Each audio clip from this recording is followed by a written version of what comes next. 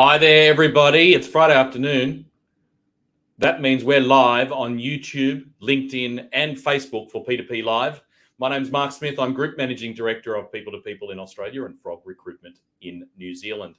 And we have a jam-packed broadcast for you today. And of particular note, we'll be going through the extraordinary numbers for unemployment that were released yesterday. So we'll have a little bit of a closer look at that. We've also got 3 jobs that we need to fill today. We've got 3 jobs that if you contact us this afternoon, you could be starting on Monday. We've also got a HR role for based in WA, and the market in WA is pretty hot. So we'll be able to check that out. We're also announcing the Temp of the Month with Bianca Luck from our Sydney team. She'll be taking us through the nominations and the winners there. And of course, we've got our Twitter poll from last week, which was very interesting, where we said that is the cost of living having an effect on your job search? So stay tuned for the results of that as well. So lot to do. Let's get into it. Let's explore these numbers.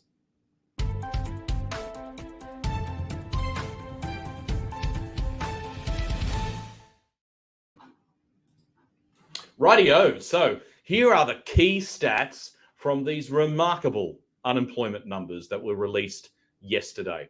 So the headline number was a unemployment rate for Australia of 3.5%. So let me just repeat that.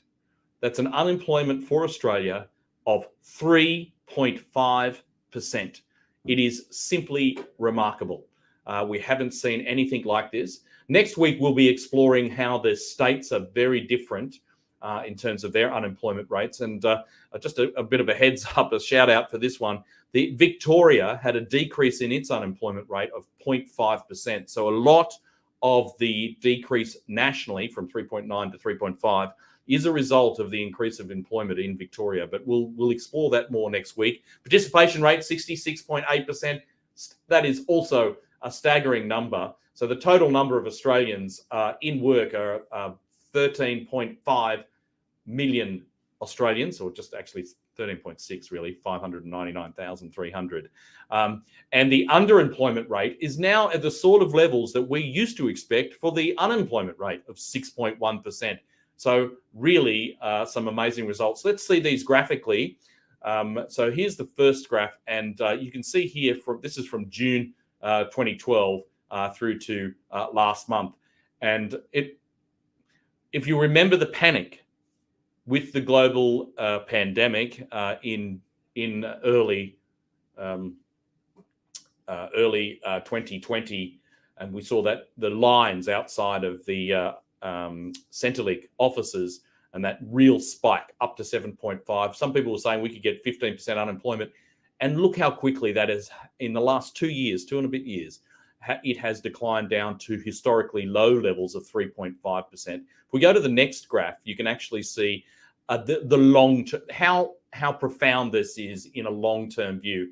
I didn't go all the way back to 1900, but I did manage to secure this one, which is unemployment from the late 70s, and you can see that the recessions of 83. The recession that we had to have in 90, 91, 92, then the little blip for the dot-com boom bubble bursting around 2000, the GFC, which now at the time we thought this is going to be a terrible situation for us, then the pandemic, and how quickly, and I think that is the one thing that I want to emphasize here, is how quickly this recovery in the jobs market has been this time round.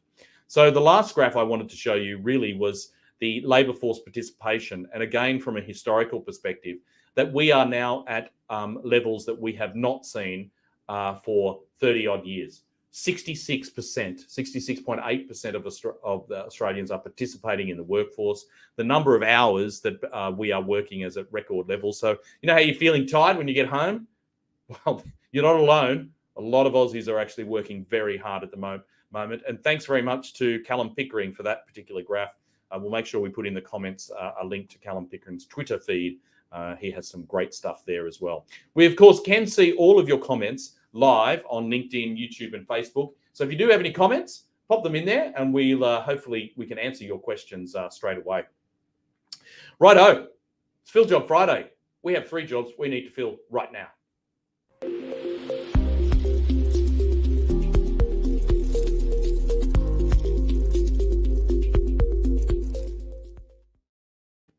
So here's the first one. It's a team administrator role in North Sydney, paying $35 to $38 an hour. Sarah Canning is the person that you need to speak to in our Sydney office. Sarah has a delightful Scottish accent, so jump on the phone. That's how I'd get in touch with her. 82709704 is her number. And what you'll be doing in this role is you're supporting the sales and product team for this organisation. Your main duties will include processing and stock management relating to promotional materials and overseeing managing data system that they've got there. So a fantastic opportunity, temp role, starting Monday, $35 to $38 an hour. Get in touch with Sarah. Here's the next one. It's a medical receptionist position. This is in Brighton in Melbourne, or in Victoria, and it's paying $32 to $34 an hour. It's a classic medical receptionist. You're on the front desk of this practice. Your duties will include, but not limited to, greeting the patients, processing referrals, payments. We've all been to the doctor. You know what that the person at the front desk does. So there's general duties, and you've got to have strong communication skills. Will Hillgrove is the person you need to speak to in our Melbourne office. 03 9098 7434 is the number for him. And here's the last one for today. You can start work on Monday as an appeals support officer in Brisbane, $40 to $50 an hour. Georgia Arnott is the person that you need to chat to there. The purpose of this particular role is to undertake activity to support an internal government department. So it's involving the managing of appeals and reviews. So communicating with internal and external stakeholders such as counsel, legal counsel, workers, employers, insurers, legal representatives. So you've got to have good experience in administration. If you have any doubt saying, I wonder if I'm right for this job, jump on the phone to Georgia 07 3118 0125 for that role in Brisbane. And you can start on Monday. So team administrator with Sarah Canning here in Sydney, in North Sydney, medical receptionist in Brighton in Victoria, and an appeals support officer working for Queensland government office with Georgia Arnott in Brisbane. Now, you might be thinking, okay, well, how do I apply for these? I'm on a bus right now. I'm listening to this, and I don't know how to apply for that. You can apply using vPly. vPly is a video tool so you can simply just record a quick video and send it through with your application. The link to do that is in the comments. So you'll see the links to all of the 3 roles that I've just mentioned to you there, and you can apply straight away. Get working on Monday. Okay, right. Well, we've got the 10th of the month to talk about, but to get us there, we've also got another opportunity in WA, and this is a human resources related role with Kim Padmore, the manager of our Perth office. Let's roll that video.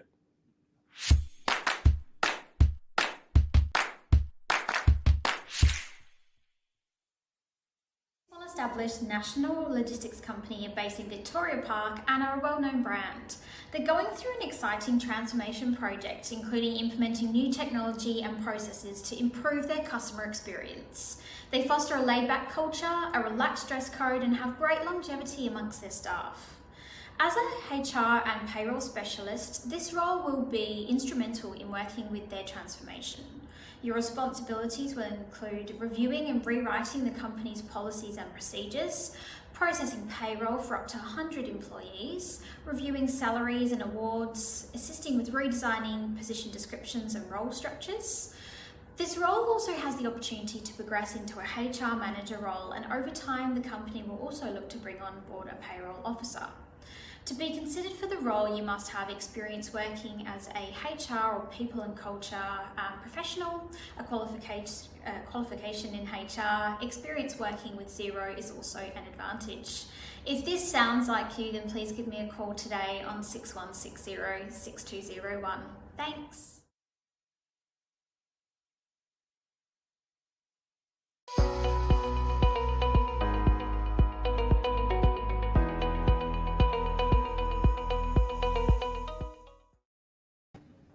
Now, the people that make us look good out there with our clients are the people who are on contract and on hired for us.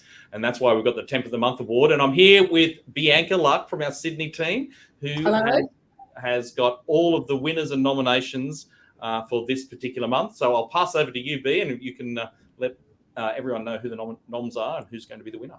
Great, thank you. So first of all, I want to thank all of our temps across Australia and New Zealand who have seamlessly transitioned into our new timesheet portal. And it's really important that we do acknowledge our temps for all of the great work that they do.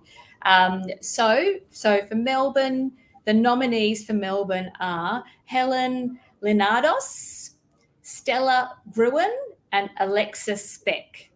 And the winner is Alexa Speck. So Alexa, her manager said she's gone above and beyond in training all of the newbies in the organisation. So well done, Alexa. For Sydney, the winner is Nicole Gibson. Nicole has also gone above and beyond. She's stepped up to make sure that the office and welcome sessions have run smoothly since she's joined as a contractor. Perth, the winner is Hannah Sparks. Hannah has done 5 contracts for P2P. She's been a huge hit for our legal clients. She's really reliable, positive, and always hits the ground running every single time. And Adelaide, the winner is Alex Pipaninos. So Alex has exceeded his sales targets on a weekly basis and always goes above and beyond to assist customers. So well done to everyone for Temp of the Month. Fantastic. Some great winners there. And above and beyond, clearly that is the same. Like, where's that come from? It's like come from the clients, Mark. It's definitely come from the clients. Yeah, well, it's amazing. So while I got you, I've got to find out, how is the market, the temporary market generally, if you're looking to do some temp and contract work or looking to hire some staff, what's it like right now in Sydney? Well, no surprises, just looking back on those slides, Mark, it is still candidate short, and I really don't think this is going to change anytime soon. But what has changed is we've seen a shift in the salaries and hourly rates. So clients are more open to having the discussion to pay slightly more than they had done previously. And we've also seen a shift in candidates seeking security and longer term employment. So what that means, they do have a preference for longer term permanent work or even longer term assignments. So the longer term assignments are more attractive in this market than the shorter plug a hole short term contracts. But what that means is, if you're recruiting a role in terms of, if you know it's going to be so long, if you offer the candidate a longer term contract from the outset, I think that is the best way to go forward to attract talent, rather than a shorter term contract with shorter little extensions. So offer a longer term contract with shorter little contracts. You'll probably come up to the same term of the contract anyway, but if you offer a longer term contract initially, you'll have more pull and be able to attract talent. We've just had a comment from Facebook. Julie says, do you get part-time temp assignments? Yeah, we do. We get part-time. We get roles where you have flexibility, where you can work from home as well. Absolutely, we do. So depending, Julie, what type of work you're looking for, definitely do reach out. I know Jacob will be sharing my details on the screen. And depending on what type of work you're looking for, I can share your details with the relevant consultant. So all in all, we're busy in all different industries, and there's no area in people to people that we're not busy in. So we are looking to hire. So if you know anyone, or if you're looking to start a career in recruitment as a trainee recruitment consultant, please do reach out to me. You don't necessarily need to have any experience. We will train you. But then again, if you do have some experience, that would be great as well. We'd love to hear from you for sure. Yep. Now, what about, just one last thing, I'm conscious of time because we've got to get going, but what about working holiday makers? Are we seeing any, there's a lot of talk in the media at the moment, and thank you, whoever's on LinkedIn there saying it's great content, that's great. But what about working holiday makers? Because there's a lot of talk of immigration and the effect of immigration on the jobs market at the moment. Do you know what? It's not the season for working holiday makers at the moment because it's winter. So I'm talking for Sydney at the moment. So they tend to follow the sun. So we are seeing dribs and drabs of working holiday makers. So the few coming in here and there, but we're not seeing the steady flow of working holiday makers that we did see previously before COVID. I'm hoping that will change come summer. And then as we get closer to more confidence in the market and closer to having COVID behind us, there'll be more people coming through. Great, good. And Julie, I can see here that you've said that you're already registered with us. That's fantastic. That means that we'll reach out to you and have that conversation as well. Rightio. Well, thanks, Bianca. Always good to have a chat with you. I'm sure we'll be talking very soon again. Thanks, Mark. Thanks for having me. Righto. So the last thing we've got to do is talk about this Twitter poll that we had last week, and that was, has the increase in cost of petrol and cost of living had an effect on your job search? 60% of you said yes. And this is no surprise. I just don't, the thing is that I would love to see the number of applications that we're getting per job ad, for example. That's only one way we find people, by the way.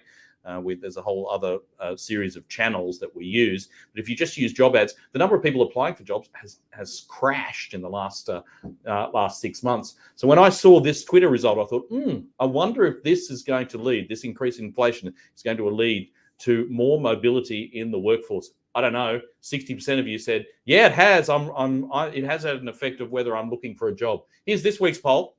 And what we thought we'd ask is, have you utilized your working from home options rather than taking sick leave? So instead of taking a sick day, instead you're working from home. It could be a little bit controversial for employers out there. Well, let's see what everybody says. You can vote on Twitter and LinkedIn with your opinion on this particular one. And that's it, everybody. Thanks very much for joining us again on Friday afternoon for P2P Live. We'll do it all again next week. Have a great weekend.